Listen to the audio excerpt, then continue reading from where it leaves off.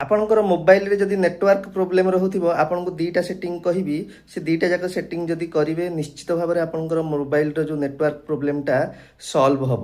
ତାହେଲେ ପ୍ରଥମ ସେଟିଂଟା ହେଲା ଆପଣ ମୋବାଇଲରୁ ସିମ୍ଟିକୁ କାଢ଼ିକି ତାକୁ ଟିକେ ଭଲକି ସଫା କରିକି ଏବଂ ସେ ଜାଗାଟାକୁ ସଫା କରିକି ଆଉଥରେ ଦେବେ। ଇଏ ଗୋଟେ ସେଟିଂ। ଏବଂ ଦ୍ୱିତୀୟ ସେଟିଂଟି ଚାଲନ୍ତୁ ବର୍ତ୍ତମାନ ଆମେ ସ୍କ୍ରିନ୍ ଉପରେ କରିକି ଦେଖେଇବି। ଡେରି ନକରି ବର୍ତ୍ତମାନ ଆମେ ସ୍କ୍ରିନ୍ ଉପରକୁ ଯିବା। ବର୍ତ୍ତମାନ ଆମେ ଆସିକି ମୋବାଇଲ ସ୍କ୍ରିନ୍ ଉପରେ ପହଞ୍ଚିଛେ। ଚାଲନ୍ତୁ ମୋବାଇଲରେ ଥିବା ଆମେ ସେଟିଂକୁ ଖୋଲିବା। ମୋବାଇଲର ସେଟିଂକୁ ଖୋଲିଲା ପରେ ଦେଖନ୍ତୁ ଏଠି ମୋବାଇଲ ନେଟୱାର୍କ ଅଛି। ମୋବାଇଲ ନେଟୱାର୍କ ଉପରେ ଆପଣ ଟଚ୍ କରିବେ। ଦ୍ୱିତୀୟ ସିମ୍ଟା ଉପରେ ମୁଁ ଟଚ୍ କରୁଛି। ମୁଁ ପ୍ରଥମ ସିମ୍ଟା କରିଦେଇଛି ଅଲରେଡ଼ି। ଦ୍ୱିତୀୟ ସିମ୍ ଉପରେ ଟଚ୍ କଲି।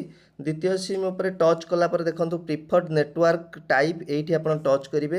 ଟଚ୍ କଲା ପରେ ଏଇଠି ଆସିଯିବ କେତେ 5G ପ୍ରିଫର୍ଡ ଅର୍ 4G। ମୁଁ 5Gରେ ରଖିଛି। ଏବଂ ତାପରେ କ'ଣ କରିବେ ନା ଆପଣ ବ୍ୟାକ୍ ଆସିଯିବେ। ବ୍ୟାକ୍ ଆସିଗଲା ପରେ ଦେଖନ୍ତୁ ଏଇଠି ଅଛି ଗୋଟେ ଆକ୍ସେସ୍ ପଏଣ୍ଟ ନେମ୍ସ। ଏଇଠି ଆପଣ ଟଚ୍ କରିବେ। ଟଚ୍ କଲା ପରେ ଦେଖନ୍ତୁ ଏଇଠି 3 ଡଟ୍ସ ଅଛି। 3 ଡଟ୍ସ ଉପରେ ଟଚ୍ କରିବେ। ତାପରେ ରିସେଟ୍ ଆକ୍ସେସ୍ ପଏଣ୍ଟକୁ ଆପଣ ଟଚ୍ କରିବେ। ଟଚ୍ କଲେ ବର୍ତ୍ତମାନ କ'ଣ ହେବ ନା ରିସେଟ୍ ହେଇଗଲା।